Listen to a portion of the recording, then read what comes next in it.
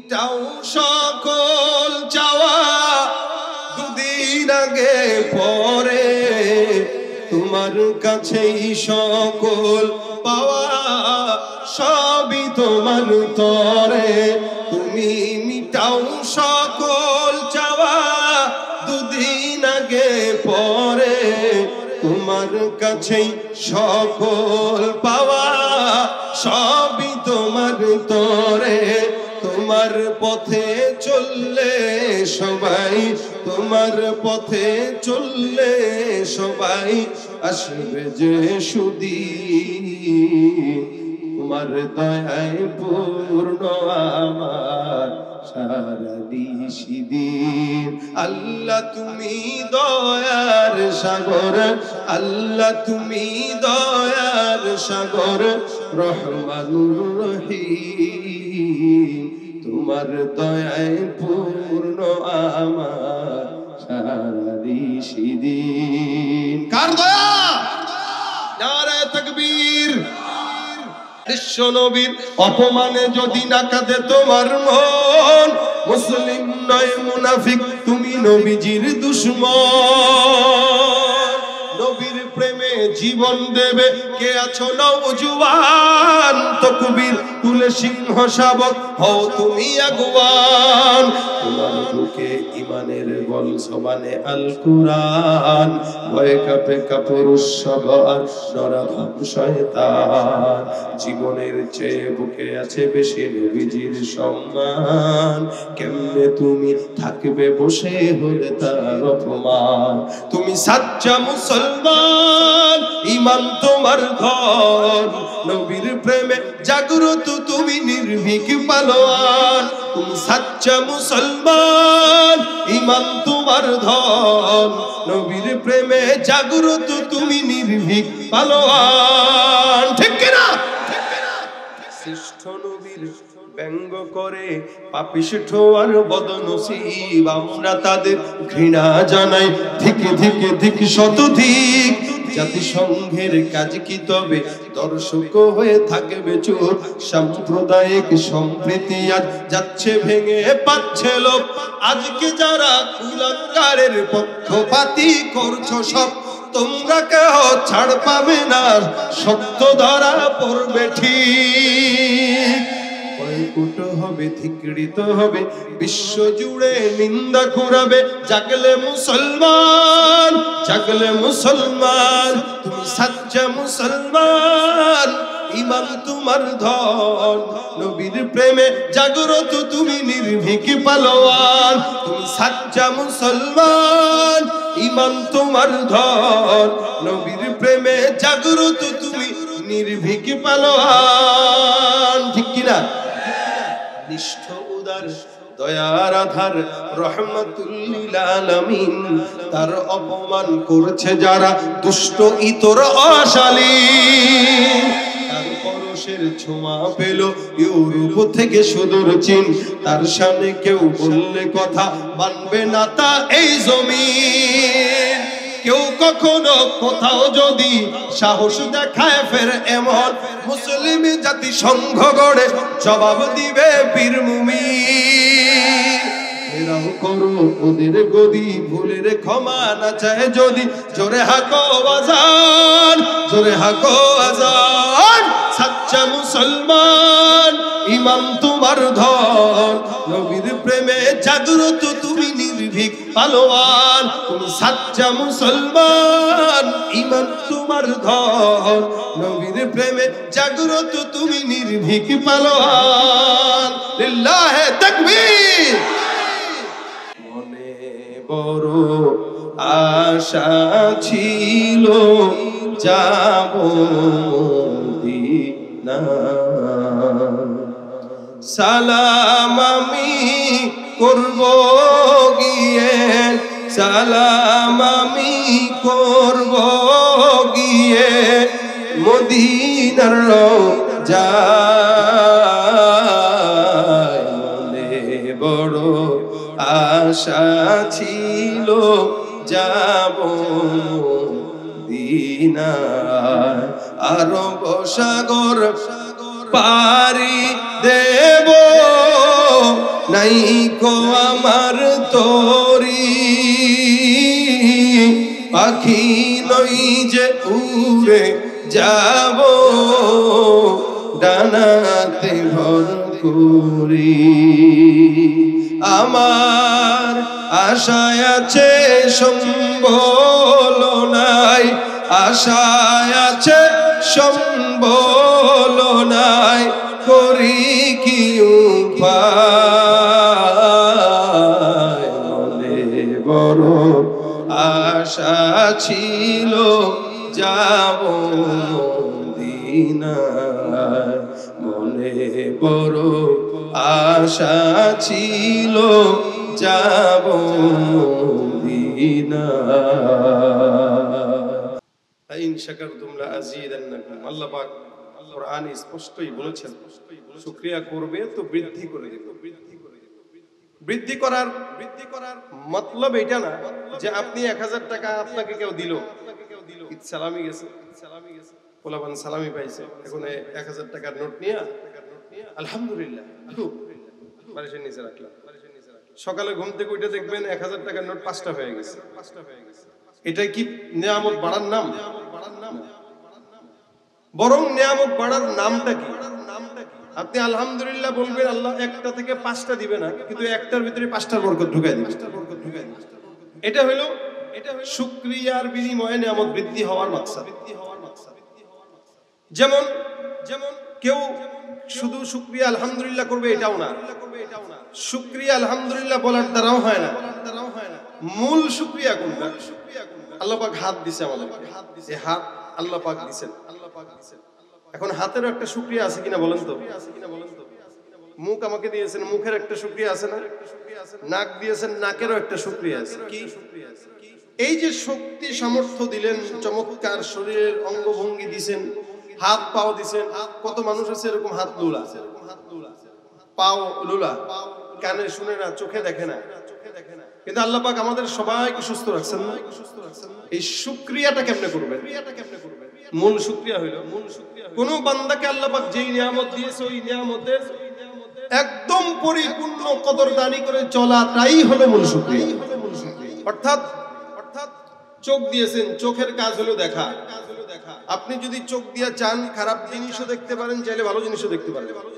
কিন্তু মূল শুকরিয়া হবে যখন চক্ষু দিয়ে কোরআন দেখে পড়বে হাত দিয়ে আপনি চাইলে চুরিও করতে পারেন চাইলে ভালো কোরআন ধরতে পারেন হাতের শুকরিয়া হবে আপনি হাত দিয়ে কোরআন ধরে পড়া এটা হাতের শুকরিয়া জবানের শুকরিয়া হইলো খারাপ কথা না বলা ভালো কথা বলা এটা জবানের শুকরিয়া শুধু আলহামদুলিল্লাহ বলছেন শুকরিয়া আদায় হবে না বরঞ্চ আপনার প্রত্যেকটা অঙ্গ প্রত্যঙ্গ দিয়ে আল্লাহ পাকের রেজামন্দি মোতাবেক তাদেরকে পরিচালিত করা এটা হলো মূলত শুকরিয়া এজন্য হাতেরও শুকরিয়া আছে পায়েরও শুকরিয়া আছে চোখেরও শুকরিয়া আছে আমাদের অসংখ্য মুরব্বীরা ছিলেন এই যে সামনে মুরব্বী অধিকাংশ বসা আছে দেখবেন মুরব্বী যাদের বয়স হয়ে গেছে দাড়ি পেকে গেছে পূজা হয়ে গেছে এদের চশমা লাগে না কিন্তু আমাদের মতো জওয়ানদের চশমা লাগে কেন মুরব্বীরা তাদের চোখের কদরদানি করছে তাদের চক্ষু দিয়ে আমানতের খেয়ানত করে নাই এই বর্তমান জামানায় আমি আপনি যেই পরিমাণে ফেতনা দেখি আর মেয়েদেরকে দেখি ইচ্ছা করেও দেখি অনিচ্ছা করেও দেখি রাস্তায় বেরোলে অটোমেটিক সামনে মেয়ে পড়ে যায় এই দেখতে দেখতে আমাদের চোখ শেষ আর মুরব্বীরা ওই বয়সে তাদের যৌবন বয়সে তারা তাদের চোখের সামনে এত মেয়ে দেখে নাই যার কারণে তাদের চোখের কদরদানি হয়েছে এই কারণে চোখে চশমা লাগে না আমি আমার দেখা এমন মানুষকে দেখছি যার বয়স 125 ছিল ইন্ডিয়াতে মাহফিলে যে আরো 7-8 বছর আগে হবে এই মুরব্বীর বয়স 120-25 মুরব্বী দেখিয়ে হাতে মানে এখনো লাঠি ছাড়া হাঁটে এবং চোখে কোরআন দেখে পড়ে চশমাও লাগে না আমি যেই বাসায় ছিলাম এই বাসায় তা আমি তার ছেলেকে জিজ্ঞেস করলাম ভাই আপনার বাবার বয়স কত হইতে পারে বললাম মনে হয় 100 হবে 100-র কাছাকাছি হবে 100-র কাছাকাছি না 125 চলছে আমি কি বলেন এই কোরআন এভাবে দেখে পড়ে শুধু দেখে পড়ে না কোরআন দেখে যে পড়ে আপনার সে ভালো নজরে দেখে সে আর হে হাঁটে যে সে কারো সহযোগিতা লাগে না লাঠি ছাড়াই হাঁটে এবং এখনো পর্যন্ত সে মসজিদে যায় জামাতের সাথে নামাজ পড়ে আমি অবাক হয়ে গেলাম কয় কি তো চিন্তা করলাম মুরব্বী মানুষ দোয়া নেওয়া দরকার আমি ওনার কাছে যেয়ে বললাম দাদা আমার একটু দোয়া দেন দাদার বয়সের চাইতেও বেশি বয়স একটু দোয়া দেন। পরে সে আমাকে, আমি দাঁড়াইছি তার সামনে, সে আমাকে এতগুলো আয়াত করছে। আমি ভাবছিলাম সে হয়তো হাফেজ, যদি পড়তেই আছে, যেখান থেকে পড়ে একবার এখান থেকে একবার ওখান থেকে, মানে ছিন্ন ভিন্ন ভাবে কোরআন পড়তেছে, একবার এই আয়াত একবার ওই আয়াত, একবার এই পড়ে টরে আধবেলা 15-20 মিনিট আমাকে এভাবে মাথা ধইরা পড়ে টরে ফু দিছে। দিয়া পরে পাশে একটা পানির কি বলে গ্লাস না, মানে মাটি আছে না, এই মাটি টাটি দিয়ে ই করে একটা পাত্র বানাইছে, ওখানে সে পানি ঢালে, একটা কল লাগানো আছে, এখান থেকে পানি খায়। কি বলে এটা কি আপনাদের ভাষায়?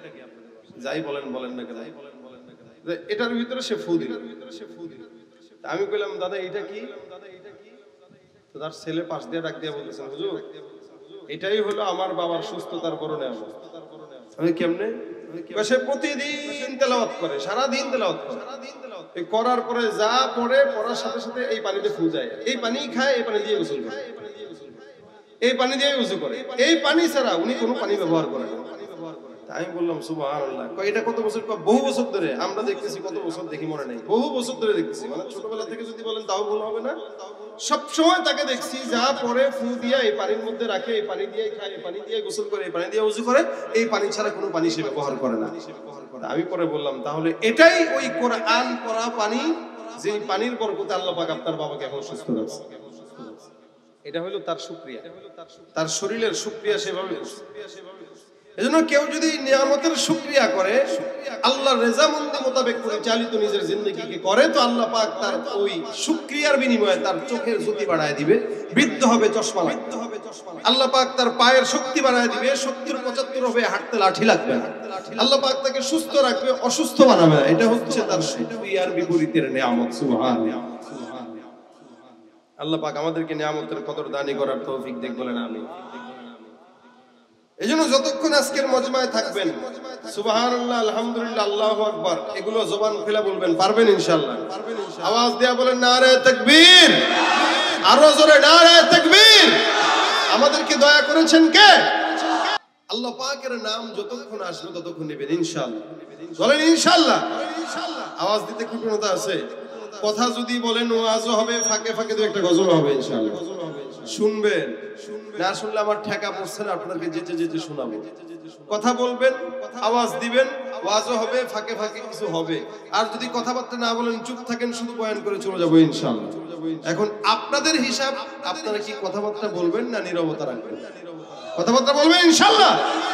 এটা মুযাকারা, আমি একা বলবো না, আপনাদেরও বলতে হবে। মুযাকারা মানে উভয় পক্ষ কথা বলবে। তাহলে আমি কথা বললাম, আপনারা চুপচাপ থাকলেন, তাহলে আমি মনে করবো আপনারা আমার কথা বুঝতেছেন না। আর আপনারাও মাঝে মাঝে হুহা করবেন, সুবহানাল্লাহ বলবেন, তাকবীর তাকবীর দিবেন, তো মনে হবে যেন আপনারা বুঝতেছেন, সজাগ আছেন। পারবেন? পারবেন? আমরা কোন নবীর উম্মত? আখিরি নবী। বুঝতে হবে আমরা যেহেতু আখিরি নবীর উম্মত, আমরা মুহাম্মদুর রাসূলুল্লাহ সাল্লাল্লাহু আলাইহি ওয়াসাল্লামের উম্মত, আমাদের পাওয়ার কম না, আমাদের পাওয়ার অনেক বেশি। শুধু বেশি না, সবচাইতে বেশি। দেখি ভুল বললাম? নবী করিম সাল্লাল্লাহু আলাইহি ওয়াসাল্লাম বলেন, কত পাওয়ার তোমাদের, তোমরা জান্নাতে ঢোকা পর্যন্ত কোন উম্মতরা ঢুকতে পারবে না। আগে আমরা ঢুকবো, তারপরে অন্যরা ঢুকবে। সিরিয়াল আগে আমাদের, তারপরে অন্যদের। এবং উম্মতের দিক থেকে আমাদের সংখ্যা যত বেশি, কোন নবীর উম্মতের সংখ্যা এত বেশি, কোন নবীর উম্মতের সংখ্যা। শুধু হাদিস শরীফে আছে, কিয়ামতের ময়দানে 120টা কাতার, মানে মানুষের সংখ্যা দাঁড়াবে 120 কাতার। সাহাবায়ে কেরাম বলেন, হুজুর 120 কাতার? হ্যাঁ। রাসূল বলেন 120 এর ভিতরে 40টা কাতার হলো সব নবীদের উম্মত। আর বাকি কত? 80। রাসূল বলেন বাকি 80 কাতার হলো আমি মুহাম্মদ রাসূলুল্লাহ। সুবহানাল্লাহ। বেশি না কম? চিন্তা করেন, প্রায় 1.25 লক্ষ পয়গম্বর, আরো বেশি, কম? তাহলে এই যে এত লক্ষ লক্ষ পয়গম্বরের ভিতরেও আল্লাহ পাক সব নবীদের উম্মত মাত্র রাখছেন 40 কাতার, আর একজনের কাতার রাখছেন 80 কাতার। তাহলে চিন্তা করেন, ডাবল বেশি। কোথায় 40, কোথায় 80? সেটা রাসূল করিম সাল্লাল্লাহু আলাইহি ওয়াসাল্লাম বলতেছেন, সাহাবা একরাম বলতেছেন, হুজুর চিনবেন কিভাবে এত উম্মতকে? প্যাচ লাগাই দিবেন না, কোনটা আপনার, কোনটা মুসার, কোনটা আপনার, কোনটা ঈসার, কোনটা আপনার। রাসূল সাল্লাল্লাহু আলাইহি ওয়াসাল্লাম বলেন, এই বেটা, আমার উম্মতরা আগে থাকবে। শুধু তাই না, এদের চিনার আলাদা একটা আলামত আছে। বলে কি? এই যে এশার নামাজ পড়ছেন, সবাই পড়ছেন?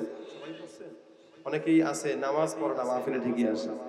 এই যে এখান থেকে যাওয়ার পরেও ফজর করবে না, এশাও নাই, ফজরও নাই, তার মন চায় মাহফিল আসে, শুনে একটু তকবীর টকবীর দেয়, এটাই তার কাজ, নেশা।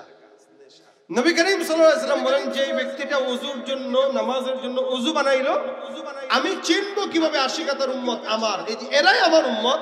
রাসূল বলেন, এই উম্মত ওযুর জন্য যখন ওযু করে, পানি নেয়, চেহারা ধোয়, হাত ধোয়, তো আল্লাহ পাক কিয়ামতের ময়দানে তার চেহারা, তার হাত, তার কনুই, সমস্ত ওযুর অঙ্গগুলো আলোকিত করে দিবে। দেখে দেখে দেখে দেখে জান্নাতে ঢোকায় দেব। সুবহানাল্লাহ। এজন্য ওযু করবেন ঠিক মতো, এই নিয়তে যে রাসূল আমাকে দেখে দেখে জান্নাতে ঢুকায় দিবে, এই ওযুর অঙ্গ উজ্জ্বল হয়ে যাবে। শুধু তাই না, ওযুর মাধ্যমে রাসূল বলেছেন, কেউ যদি হাত ধোয় তো হাতের সমস্ত গুনাহ ওযুর পানির সাথে ধুয়ে মুছে যায়। মুখ ধুবেন, তো রাসূল বলেন, কেউ মুখ ধুইলো, তার চেহারা দিয়ে যত গুনাহ হয়েছে, তো ওযুর মাধ্যমে চেহারার সব গুনাহ পানির মাধ্যমে চলে গেল। ইমাম আযম আবু হানিফা রাহমাতুল্লাহ নিজের চোখে দেখতেন যে এই উম্মতের চেহারার মাধ্যমে, ওযুর পানির মাধ্যমে তার চেহারার গুনাহ দূর হয়ে যাচ্ছে, এটা উনি চোখে দেখতেন। তো কোন চোর, একবার এক চোর এসা ইমাম আযম আবু হানিফার সামনে ওযু করতেছেন, উনি ডাক দিয়ে বলতেছেন, এই কোন জায়গা থেকে চুরি করে আসছিস?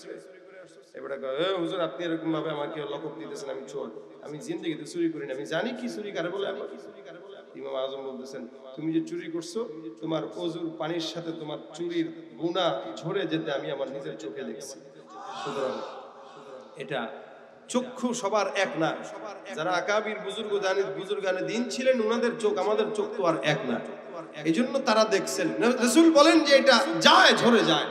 সুতরাং ওযুর অঙ্গ দেখে দেখে আমি আশিকাতারকে সোজা জান্নাতে ঢুকাই দিই। দাম আমাদের বেশি না? কোন নবীর উম্মতের বেলায় কথা আছে? আমাদের দাম বেশি উম্মতে মুহাম্মাদি হওয়ার কারণে। এই কারণে আল্লাহ পাক রব্বুল আলামিন সারা জমিনের মধ্যে সবচাইতে আফজল নবী বানাইছেন মুহাম্মদকে। সারা জমিনের মধ্যে সবচাইতে আফজল উম্মত বানাইছেন মুহাম্মদকে। এর মতো দামি উম্মত আর কেউ নাই, দামি নবী আর কেউ নাই। এত দাম দিয়েছেন, এত সম্মান, এত মর্যাদা, যার কারণে আল্লাহ পাক রব্বুল আলামিন কোরআনের মধ্যে আমার পয়গম্বর ছাড়া অন্য যত নবীদের নাম উল্লেখ করেছে, সব নবীদেরকে আল্লাহ পাক নাম ধরে ধরে ধরে ধরে কোরআনে বর্ণনা করেছেন। যেমন নাকি একজন নবীর নাম বলেন তো কোরআনে নাম ধরে আছে, যার বলেন তো, বলেন না, মুসা। এই তো আল্লাহ পাক বলেন, ইয়া মুসা লা তাখাফ। মুসা পয়গম্বরকে নাম ধরে আল্লাহ পাক ডাকলেন। আরেকজন নবীর নাম বলেন তো, ইয়া ঈসা। আল্লাহ পাক রব্বুল আলামিন বলেন, ওয়া ইয়াহইয়া ওয়া ঈসা ওয়া ইয়াহইয়া ওয়া ঈসা ওয়া ইলিয়াস ওয়া যাকারিয়া ওয়া ইয়াহইয়া। আল্লাহ পাক রব্বুল আলামিন এক একজন পয়গম্বরকে নাম ধরে ধরে ধরে ধরে সুন্দর করে ডাকলেন। আরেকজন পয়গম্বরের নাম যদি জিজ্ঞাসা করি, বলবেন ইব্রাহিম। আল্লাহ পাক ডাক দিয়া বলেন, ইয়া ইব্রাহিম কদ সাদ্দাক্তার রুইয়া। আল্লাহ পাক ডাক দিয়া অন্য নবীকে বলেন, ইয়া ইয়াহইয়া খুদিল কিতাব বিকুওয়া।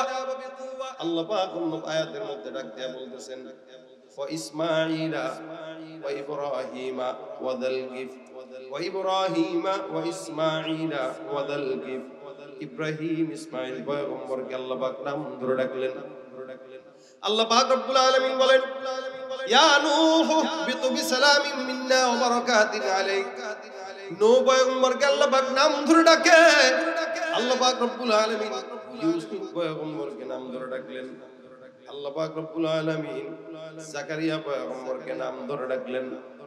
সমস্ত নবী রাসূলদেরকে নাম ধরে ধরে ডাকে, কিন্তু কোরআনের ফাতিহা থেকে নিয়ে নাস পর্যন্ত এক জায়গাতেও কেউ বলতে পারবে না আমার পয়গম্বরকে আল্লাহ পাক শুধুমাত্র মুহাম্মদ বলে ডেকেছে। ফাতিহা থেকে নিয়ে নাস পর্যন্ত একটা জায়গাতেও পয়গম্বরকে মুহাম্মদ বলে উল্লেখ হয় নাই। যেখানেই মুহাম্মদ আছে পাশে পাশে লকবটাও লাগায় দিয়েছেন। ইব্রাহিমকে নাম ধরে ডাক দেয়, ইসমাঈলকেও নাম ধরে ডাক দেয়, ইসমাঈলকেও নাম ধরে ডাকে, ইউসুফকেও নাম ধরে ডাকে, ইয়াকুবকেও নাম ধরে ডাকে। ইব্রাহিমকেও নাম ধরে ডাকে, দানিয়ালকেও নাম ধরে ডাকে, জাকারিয়াকেও নাম ধরে ডাকে, জুলকিফকেও নাম ধরে ডাকে, ইউনুসকেও নাম ধরে ডাকে, ইউসুফকেও নাম ধরে ডাকে, ইয়াকুবকেও নাম ধরে ডাকে, হারুনকে নাম ধরে ডাকে, ইয়াকুবকে নাম ধরে ডাকে। যত নবী রাসূল আছেন যাদের নাম কোরআনে উল্লেখ আছে নাম ধরে ধরে ধরে ধরে ডাকলেন, কিন্তু মুহাম্মদকে যখন আল্লাহ পাক রব্বুল আলামিন ডাকলেন, আমার আল্লাহ ইয়া মুহাম্মদ বলেন নাই, আমার আল্লাহ কোরআনে ডাক দিয়া বলেন ইয়া আইয়ুহান নবী। সুবহানাল্লাহ। আমার আল্লাহ পাক কোরআনের মধ্যে আমার পয়গম্বরকে হে নবী বলে ডাকলেন, কখনো বলেন ইয়া আইয়ুহার রাসূল, রাসূল বলে আমার আল্লাহ পাক সম্বোধন করেছেন, নবী বলে ডাকলেন, রাসূল বলে ডাকলেন। আল্লাহ পাক রব্বুল আলামিন কখনো আমার পয়গম্বরকে নাম ধরে না ডেকে আল্লাহ পাক বলেন ইয়া আইয়ুহাল মুজাম্মিল, চাদরওয়ালা। কখনো বলেন ইয়া আইয়ুহাল মুদাথথির, কখনো আমার আল্লাহ পাক ডাক দিয়া বলেন হামিম, কখনো বলেন ইয়াসিন ওয়াল কুরআনিল হাকীম।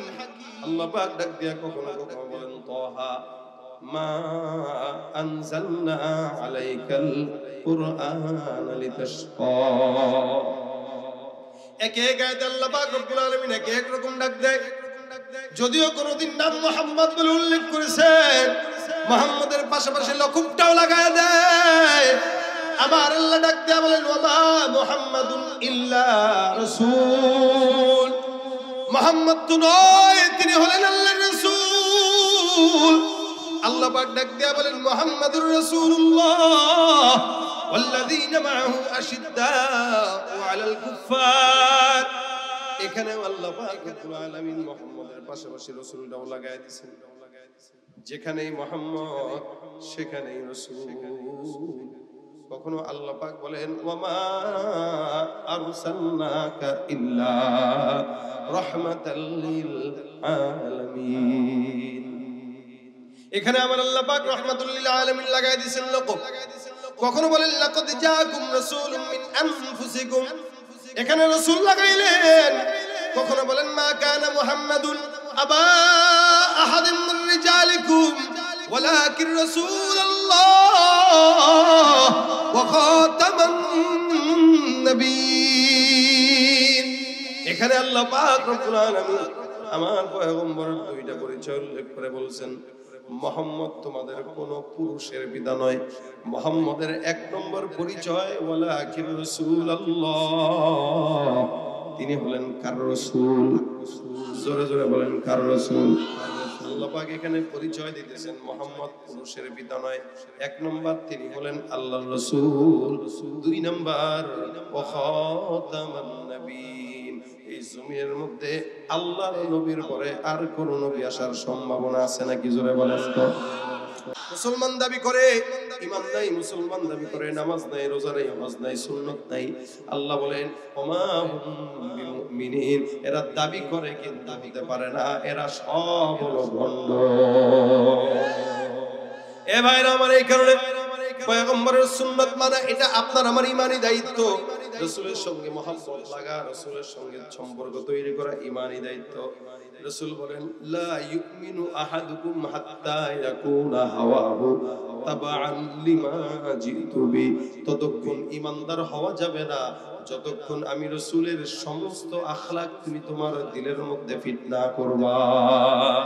আরেক হাদিসে রাসূল বলেন ততক্ষণ ঈমানদার হওয়া যাবে না যতক্ষণ পর্যন্ত তোমার রাজনৈতিক নেতা, মা বাবা, শিক্ষক, পীর বুজুর্গ, দুনিয়ার সব মানুষের থেকে আমি রাসূলের প্রতি মহব্বত বেশি হবে না, ততক্ষণ কোন ঈমানদার মুমিন হতে পারবে না। এজন্য মহব্বতের সবচাইতে বড় আমল হইল রাসূল করিম সাল্লাল্লাহু আলাইহি ওয়াসাল্লামের উপর দরুদ শরীফের আমল করা। যদিও আমলটা ছোট্ট, কিন্তু এই আমলটা আল্লাহ পাক নিজে করার কারণে এটা বড় আমল হয়ে গেছে। এই জন্য যখন নাকি সময় পান, হাতের কাজ আছে, পায়ের কাজ আছে, জবানের কোনো কাজ নাই, আমরাও অনেক সময় উল্টাপাল্টা সময় নষ্ট করি, জবান দিয়া কথা বলি উল্টাপাল্টা। এই জন্য হাতের কাজ আছে, পায়ের কাজ আছে, অটোওয়ালা অটো চালাবে, রিক্সাওয়ালা রিক্সা চালাবে, হুন্ডাওয়ালা হুন্ডা চালাবে, ব্যবসা মানুষ ব্যবসা করবে, চেয়ারম্যান চেয়ারম্যানই করবে, মেম্বার মেম্বারগিরি করবে, মা বোনরা রান্নাবাড়ি করবে। জবানের কোনো কাজ যখন না থাকবে, জবানের একটা কাজ উঠায় রাখবেন, সাল্লাল্লাহু আলাইহি ওয়াসাল্লাম। জবান খুলে বলেন সাল্লাল্লাহু আলাইহি ওয়াসাল্লাম, সাল্লাল্লাহু আলাইহি ওয়াসাল্লাম। রাসূল বলেন, কেউ আমার নাম শুনলো আর দুরূদ পড়লো না, ওর মতো কৃপণ দুনিয়াতে কেউ আর নাই। আল্লাহর লানত ওই বান্দার উপরে যেন পড়ে। রাসূল বর্দোয়া করছে। ইমাম শিবলি রাহমাতুল্লাহ আলাইহি বহুত বড় বুজুর্গ একজন মানুষ, হজের সফরে গেছেন। যাওয়ার পরে উনি দেখে একটা যুবক কাবা ঘর তওয়াফ করতেছে। উনি যুবকের দিকে তাকায় থাকে বারবার, উনি নিজেও তাওয়াফ করে, যুবকটাও তাওয়াফ করে। শিবলি রহমাতুল্লাহ আলাইহি তাকায় দেখেন যুবকটা বারবার কাবা তাওয়াফ করে আর বলে, আল্লাহুম্মা সাল্লি আলা মুহাম্মদ, আল্লাহুম্মা সাল্লি আলা মুহাম্মদ, আল্লাহুম্মা সাল্লি আলা মুহাম্মদ। শিবলি রহমাতুল্লাহ আলাইহি মনে মনে কয়, কি ব্যাপার, অন্য কোন দোয়া দুরূদ নাই? কাবা ঘর তওয়াফরত অবস্থায় কিছু দোয়া আছে, রব্বানা আতিনা ফিদ দুনিয়া হাসানাতাও ওয়া ফিল আখিরাতি হাসানাতাও ওয়া কিনা আযাবান নার। এমন কোন দোয়া করে না, শুধুমাত্র দুরূদ আর দুরূদ, দুরূদ আর দুরূদ। তওয়াফ শেষ হওয়ার পরে উনি ডাক দিয়া কয়, যুবক, বারবার কেন তওয়াফরত অবস্থায় আল্লাহর নবীর নামে দুরূদ আমান করছো? অন্য কোন দোয়া দুরূদ কি তুমি পারো না? যুবক ডাক দিয়ে বলে, হুজুর, আমি অসংখ্য দোয়া দুরূদ পারলেও আমি রাসূল সাল্লাল্লাহু আলাইহি ওয়াসাল্লামের নামের দুরূদ পড়তেই পছন্দ করি। বলে কেন? বলে ঘটনা আছে, হজের সফরে যখন আমি বাড়ি থেকে রওনা দিই, আমি আমার বাবা সহ হজের সফরে আসছিলাম। হজের সফরে আসতে যায় প্রতিমধ্যে বাগদাদ শহরে আমার বাবা অসুস্থ। আমি আমার বাবাকে নিয়ে এক জায়গায় রেস্ট করলাম, বসলাম। হঠাৎ করে বাবার হালত খারাপ। আমি চিন্তা করলাম কি করব। একদিন দুই দিন রেস্টের মাথায় আমার বাবার জমিন থেকে বিদায় হয়ে যায়, আমার বাবা ইন্তেকাল করে। আমি পেরেশান, কি ব্যাপার, আমার বাবা হজের সফরে যাবে, এর মধ্যে ইন্তেকাল হয়ে গেছে। আমি কাঁদতে কাঁদতে এলাকার মানুষদেরকে আমি দাওয়াত দিলাম, ভাইরা, আমার বাবার জানাজার নামাজ পড়ানো লাগবে, চলেন একটু আপনারা আমার বাবার জানাজার লাশটা নামাজটা দিয়ে দেন। আমার বাবার জানাজার নামাজের জন্য কিছু মানুষকে যখন সামনে নিয়ে আসলাম, তাকায় দেখি আমার বাবার চেহারা, সুন্দর চেহারা, কিছুক্ষণের ব্যবধানের কারণে কালো কুৎসিত হয়ে গেছে। চেহারার রং পাল্টা গেছে, বিকৃত হয়ে গেছে। চেহারা দেখলেই বোঝার উপায় না এটা মুসলমান। কেমন যেন চেহারার হাল। মানুষগুলো এসে আবার চলে যায়। না না, মনে হয় নিশ্চিত কোন গুনাহগার, যার কারণে আমরা তার জানাজার নামাজ পড়বো না। যুবকটা পেরেশান। হঠাৎ করে যুবকটা পেরেশান হতে হতে ঘুমের মধ্যে চলে গেছে। ঘুমের মধ্যে যুবক তাকায় দেখে আকায়ে নামদার মুহাম্মদুর রাসূলুল্লাহ সাল্লাল্লাহু আলাইহি ওয়াসাল্লাম যুবকের স্বপ্নের মধ্যে, যুবকের ঘরের মধ্যে হাজির হয়ে গেছে। আচ্ছা বলেন তো, রাসূলকে স্বপ্নে দেখা যায় কিনা? যদি কেউ দেখে, সে রাসূলকেই দেখে। আপনি রাসূলকে যে সূরতে দেখবেন ওইটাই রাসূল। কারণ নবী করিম সাল্লাল্লাহু আলাইহি ওয়াসাল্লামের সূরত শয়তান নেওয়ার মতো ক্ষমতা শয়তানকে আল্লাহ দেয় না। আপনার আমার চেহারা নেওয়ার ক্ষমতা শয়তানের আছে, রাসূলের চেহারা নেওয়ার ক্ষমতা শয়তানের আছে। এইজন্য যে রাসূলকে দেখলো সে রাসূলকেই। কোন চক্ষু যদি নবীকে স্বপ্নে দেখে, তো সে চক্ষু জাহান্নামের আগুন তাকে ছুঁতে পারবে না। যুবক দেখে থাকা শয়তান পয়গম্বর মুহাম্মদ রাসূলুল্লাহ স্বপ্নের মধ্যে হাজির হয়ে গেল। হঠাৎ করে রাসূল করিম হাজির হয়ে তার বাবার চেহারার মধ্যে হাত বুলায় দেয়। যুবক তাকায় দেখে বাবার চেহারার দিকে, যে চেহারা ছিল কুৎসিত, ওই চেহারাটা পয়গম্বরের হাতের বরকতে কেমন যেন নূরে নূরান্বিত হয়ে গেছে। সুবহানাল্লাহ, বরকতময় হয়ে গোটা চারিপাশ আলোকময় হয়ে গেছে। স্বপ্নের মধ্যে যুবকটা অবাক, আমার পয়গম্বরকে ডাক দিয়ে বলে, ইয়া রাসূলুল্লাহ, আপনি এই জায়গায় আসলেন, আমার বাবার হালত এমন ছিল, আপনি কেমনে জানেন?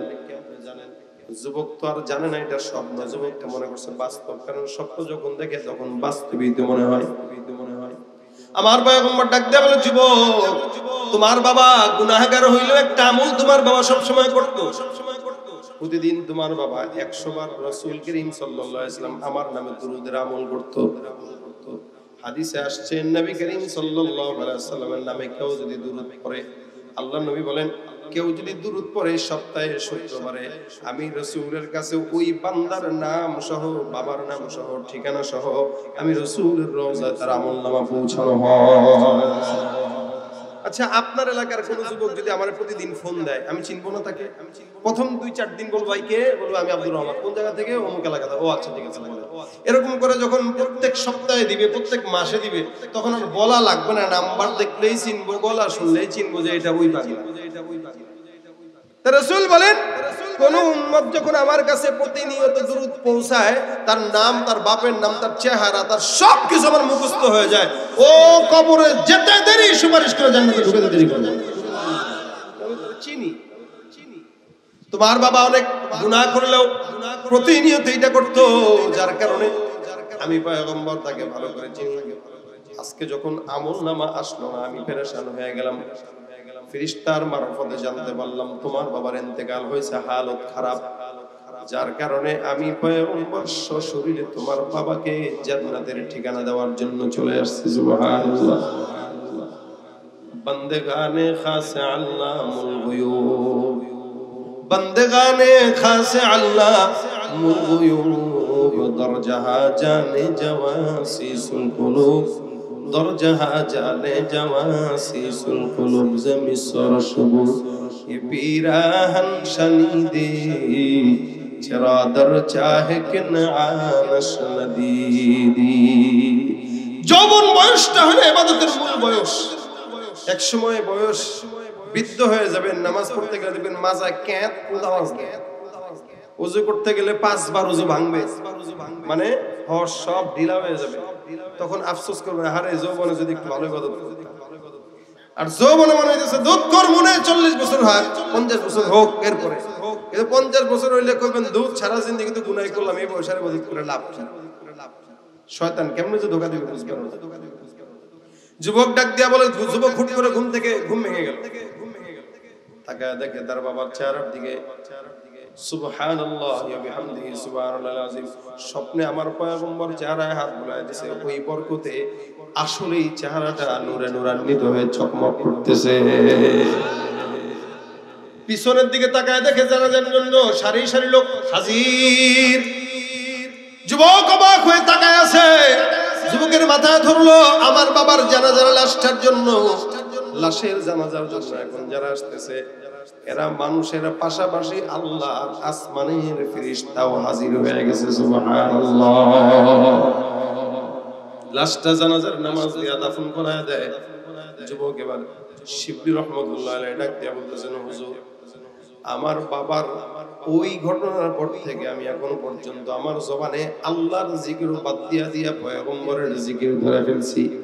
কারণ আমার আল্লাহ বলছেন, কেউ যদি আমার মহব্বত চায়, ওই বান্দা যেন আমার পয়গম্বরকেই মহব্বত করে। রাসূলের কাছে মহব্বত অর্জন করো, আর কিছু লাগবে না, অটোমেটিক আল্লাহর মহব্বত মিলে যাবে। সুবহানাল্লাহ। এই জন্য আমি কাবাঘর তওয়াফ করি আর বলি সাল্লাল্লাহু আলাইহি ওয়াসাল্লাম, সাল্লাল্লাহু আলাইহি ওয়াসাল্লাম, সাল্লাল্লাহু আলাইহি ওয়াসাল্লাম, আর কোনো কিছু করি না। কেন? আমার জিন্দেগিতে বোঝা হয়ে গেছে যে রাসূলের নাম ছাড়া কোনো বিকল্প রাস্তা নাই। সুবহানাল্লাহ। এ ভাইরা আমার, রাসূল করিম হাদিসের মধ্যে বর্ণনা করেন, কোন বান্দা যদি দোজাহানের সফলতা চায়, ওই বান্দা যেন দুরূদের আমল করে। মনে করেন একদিকে এক বান্দা ডাক দেয়, আল্লাহ তুমি আমার টাকা দাও, টাকা দাও, টাকা দাও, সম্পদ দাও, সম্পদ দাও, সম্পদ দাও। আল্লাহ আমার একটা গাড়ি দরকার, গাড়ি দাও। আল্লাহ আমার একটু টাকা দরকার, টাকা দাও। আল্লাহ আমার একটু চেয়ারম্যানি দরকার, চেয়ারম্যানি দাও। আল্লাহ আমার বাজারে একটা দোকান দরকার, দোকান দাও। আরেকজন বান্দা পাশে বসে কয়, আল্লাহুম্মা সাল্লি আলা মুহাম্মদ, আল্লাহুম্মা সাল্লি আলা মুহাম্মদ। আল্লাহ আমার ওই জিনিসটা দরকার, তোমার রাসূলের নামে দুরূদ পড়লাম, দুরূদের বরকতে তুমি ওই জিনিসটা দিয়া দাও। আল্লাহ কয়, যেই বান্দাটা শুধু টাকা চায়, সম্পদ চায়, তাকে মন চাইলে দিব, মন চাইলে দিব না। কিন্তু যে আমার রাসূলের নামের বরকতে চাইলো, তাকে অবশ্যই দিব, অবশ্যই দিব। সুবহানাল্লাহ, সুবহানাল্লাহ। এটা আমাদের তাজরিবা থেকে, অভিজ্ঞতা থেকে বলতেছি। এই দুনিয়াতে যত বিপদ আপদে আলহামদুলিল্লাহ পড়ছি, আল্লাহ পাক উদ্ধার করছেন যত বিপদ থেকে। সব বিপদ থেকে উদ্ধারের অন্যতম শ্রেষ্ঠ আমল হলো দুরূদ শরীফের আমল। আপনি বিপদে পড়ছেন, চোখ বন্ধ করে রাসূলের উপরে দুরূদ শরীফ পড়েন। আল্লাহ কবে, যেই বান্দা আমার রাসূলের উপরে রহমত পৌঁছায়, আমি ওই বান্দার উপর রহমত করে দিলাম। তো সামনে আর বিপদ থাকে। এই জন্য হাটে বাজারে যান, ব্যবসা বাণিজ্যে যান, চেয়ারম্যানই করেন, অটো চালান, ড্রাইভারি করেন, যা কিছু করেন না কেন, জবান দিয়ে একটা শব্দ উঠায় দিন, আল্লাহুম্মা সাল্লি আলা মুহাম্মদ, আল্লাহুম্মা সাল্লি আলা মুহাম্মদ, আল্লাহুম্মা সাল্লি আলা মুহাম্মদ, আল্লাহুম্মা সাল্লি আলা মুহাম্মদ ওয়া আলা আলি মুহাম্মদ কামা সাল্লাইতা আলা ইব্রাহিম ওয়া আলা আলি ইব্রাহিম ইন্নাকা হামিদুম মাজিদ। জবানটা খুলে রাসূলের উপর দুরূদের আমল যদি পড়েন, মদিনাওয়ালা নবীর সঙ্গে আপনার অন্তরের কানেকশন হয়ে যাবে। সুবহানাল্লাহ। তখন আপনার সামনে যদি কেউ আমার রাসূলকে বিন্দু পরিমাণে আঘাত দেওয়ার কথা বলে, শাহাদাত বরণ করতে রাজি হয়ে যাবেন, তবে আমার পয়গম্বরের এক বিন্দু পরিমাণে কটূক্তি সহ্য করার মতো অন্তর আপনার থাকবে না। রাসূলের সাথে মহব্বত যদি করতে চান, অবশ্যই দুরূদের বিকল্প কোনো আমলটা করে কে আমরা করব কিনা, বেশি না কম, একবার পড়বেন 10টা রহমত, একবার পড়বেন 10টা গুনাহ মাফ, একবার পড়বেন 10টার 10 বার সম্মান বুলন্দ হয়ে যাবে। কেউ দুরূদ পড়বে তো রাসূল বলেন আমার সুপারিশ তার জন্য ওয়াজিব হয়ে যাবে। সুপারিশ ওয়াজিব মানে আপনি নিশ্চিত জান্নাতে। নবী করিম বলেন কেউ আমার সাথে জান্নাতে ঘরে যদি থাকতে চায়, পাশে যদি থাকতে চায়, সে যেন দুরূদের আমল করে। দুরূদ এমন একটা আমল যেটা রাসূল সাল্লাল্লাহু আলাইহি সাল্লামের এই জিন্দেগিতে দরকার, এবং কি রাসূলের কবরে সালাম পৌঁছানোর জন্যও দরকার। কেউ যদি দুরূদ শরীফের আমল বেশি বেশি পড়ে, তো আল্লাহর হাবিব তাকে হয়তো কবুল করে রাসূলের রওজার কিনারে তাকে ডাক দিয়ে নিয়ে যাবে। আপনারা অনেকে আছেন যারা আল্লাহর রাসূলের রওজার কিনারায় যাওয়ার সুযোগ হয় নাই। যদি চান যেতে, নবী করিম সাল্লাল্লাহু আলাইহি ওয়াসাল্লামের উপর দুরূদের আমল বাড়ায় দেন। প্রত্যেকটা যুবক, প্রত্যেকটা মুরব্বির জন্য বলতেছি, বিপদে পড়ছেন, মুসিবতে পড়তেছেন, চেয়ারম্যানের কাছে যায় লাভ নাই, আল্লাহর কাছে দুরূদ শরীফের আমল করেন। এক জায়গায় বসে যান 100 বার, প্রত্যেকদিন রাসূল বলেন পড়বে তো আমার সুপারিশ তার জন্য ওয়াজিব। কয়বার পড়লেন? 10 বার, 10 বার, 20 বার, নাম সহ, ঠিকানা সহ। রাসূল বলেন কেউ আমার কাছে যদি সালাম পৌঁছায়, আল্লাহ পাক আমার রূহটা আমার ভিতরে ঢুকায় দেয়, আমি বান্দার সালামের জবাব সাথে সাথে নেই। আল্লাহর কসম, আমার নবী যেভাবে মাটির উপরে জিন্দা ছিল, এখনো কবরে জিন্দা আছে। এক বিন্দু পরিমাণে নবী করিম সাল্লাল্লাহু আলাইহি ওয়াসাল্লামের লাশের এদিক সেদিক হয় না। যদি লাশটা খোঁড়া যেত, কবরটা খোঁড়া যেত, দেখতেন নবী করিমের কবরে লাশের যে কাফন আছে, কাফনটাও চকচকা সাদা আছে। এমন কি রাসূলের প্রত্যেকটা দেহ এই কবর দুনিয়াতে যেমন ছিল ঠিক তেমনি তরতাজা আছে। এটাই আমাদের আকীদা, এটা আমাদের বিশ্বাস। এজন্য রাসূলের মদিনার আশেপাশে মানুষ কেন নরম হয়ে যায়? কারণ নবী সব দেখতেছেন। রাসূলের আশেপাশে যা ঘটে মদিনার এরিয়াতে সব নবী দেখেন এবং রাসূল এগুলা পর্যবেক্ষণ করেন। এই কারণে মক্কার অবস্থা হুলস্থুল হইলেও মদিনায় খুব নীরবতা আছে। কেন? মানুষ ওখানে গেলে একদম সোজা হয়ে যায় যে রাসূল আছে দেখতেছে, নবী আছে দেখতেছে, বেয়াদবি যেন না হয়। ইমাম মালিক রাহমাতুল্লাহ আলাইহি প্রায় 70 বছরের জিন্দেগিতে উনি কোনোদিন পায়ে জুতা দিয়া মদিনার অলিগলিতে হাঁটে নাই। কেন জানেন? যে কোন জায়গায় যেন রাসূলের পা পড়ছে, ওই জায়গায় যদি আমার জুতা পড়ে এটা তো বেয়াদবি। এই কারণে কোনোদিন পায়ে জুতা দিয়ে হাঁটে নাই, রাসূলের সঙ্গে যেন বেয়াদবি না।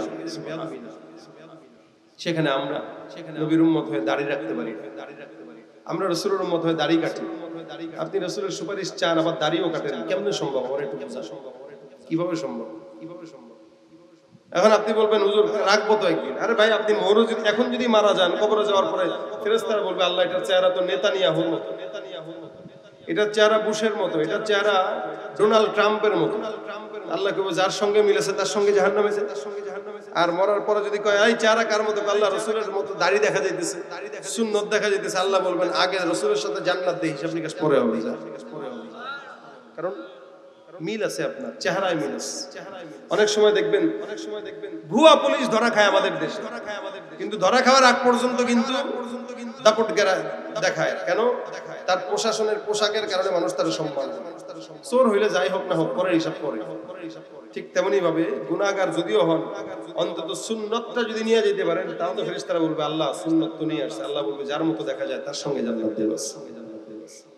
এজন্য মহব্বতটা রাসূলের সঙ্গে লাগানোর জন্য দুরূদের বিকল্প কোনো আমল নেই।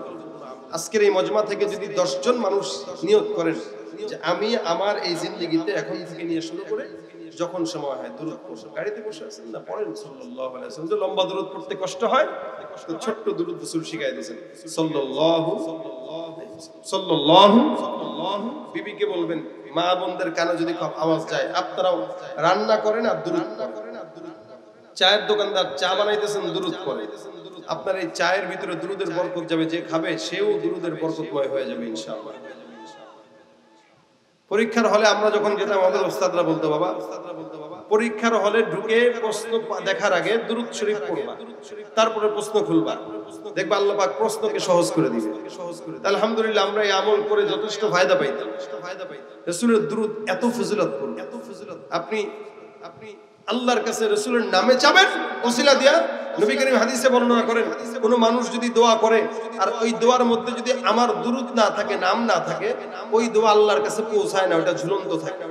এইজন্য দোয়ার আগে এবং দোয়ার মাঝে যদি দুরূদ পড়া হয়, ওই দোয়া 100% কবুল হয়। ভাই পড়বেন তো ইনশাআল্লাহ, নাকি এক কান দিয়ে ঢুকাইবেন আর এক কান দিয়ে বের করবেন? আমি এই মাকসাদ নিয়েই বলতেছি কথাগুলা। এত দূর থেকে আসলাম, আবার এত দূরে যাব। যদি আপনারা এখান থেকে 10 জন মানুষ একটা কিছু নিয়ে না যেতে পারেন, তাহলে আসার দরকার ছিল কি, আর বসার দরকার ছিল কি, আর প্যান্ডেলের দরকার ছিল? এই জন্য যা শুনলাম সব ভুলে গেল, খালি এটা নিয়ে যাবেন যে আজকে থেকে ঘুমের আগে সাল্লাল্লাহু আলাইহি ওয়াসাল্লাম সাল্লাল্লাহু আলাইহি ওয়াসাল্লাম পড়ে পড়ে ঘুমা যান। একদিন, 2 দিন, 3 দিন, 4 দিন, 1 মাস, 2 মাস, 3 মাস দেখবেন একদিন রাসূল আপনার সাথে দেখা দিয়ে দিয়েছে। তখন দেখবেন দিলের শান্তি কারে, তখন বুঝবেন যে দিলে কি প্রশান্তি লাগে। রাসূলকে দেখছি আমি, আলহামদুলিল্লাহ, এরকম একটা শান্তি। এজন্য আজকে থেকে এই দুরূদের আমল আল্লাহ পাক আমাকেও বেশি করার তৌফিক দেখ, আপনাদেরকেও তৌফিক দেখ। জোরে বলেন আমিন। সবাই বলবো ইনশাআল্লাহ। নবী করিম সাল্লাল্লাহু আলাইহি ওয়াসাল্লামের আদেশ, আল্লাহ পাকের আদেশ। এই মাহফিলের কামিয়াবি এখানে, 10 জন মানুষ এখান থেকে কামিয়াবি অর্জন করবে যারা দুরূদ শরীফ পড়বে। কালকে থেকে, এখন থেকে রাত্রে শোয়ার আগে মোবাইলে অন্য কিছু না দেখে, ইউটিউবে না ঢুকে, ঢুকলেন দেখলেন ভালো কথা, রাখলেন, রেখে ঘুমানোর আগে সাল্লাল্লাহু আলাইহি ওয়াসাল্লাম সাল্লাল্লাহু আলাইহি ওয়াসাল্লাম সাল্লাল্লাহু আলাইহি ওয়াসাল্লাম পড়ে ঘুমায় যান। এটা আপনার আমলনামায় লেখা থাকবে এবং আপনার নাম সহ রাসূলের রওজায় পেশ করা হবে। আল্লাহ পাক যেন আমাকে সহ আপনাদের সকলকে এটার উপরে আমল করার তৌফিক দান করে। জোরে বলেন আমিন। এটা যদি করতে পারি ইনশাআল্লাহ, নিয়ত খালি করবেন, আল্লাহ তোমার রাসূলের নামে দুরূদ পড়ি, আল্লাহ তুমি এই উসিলায় অন্তত তোমার রাসূলের রওজায় নিয়ে যাও, দেখবেন আল্লাহ পাক কবুল করে ফেলবেন। যা কথা বললাম শুনলাম, ভুল ত্রুটি থাকলে আল্লাহ পাক ক্ষমা করুক, সওয়াবগুলো আল্লাহ পাক মদিনার রওজায় পৌঁছায় দেখ। বলেন আমিন।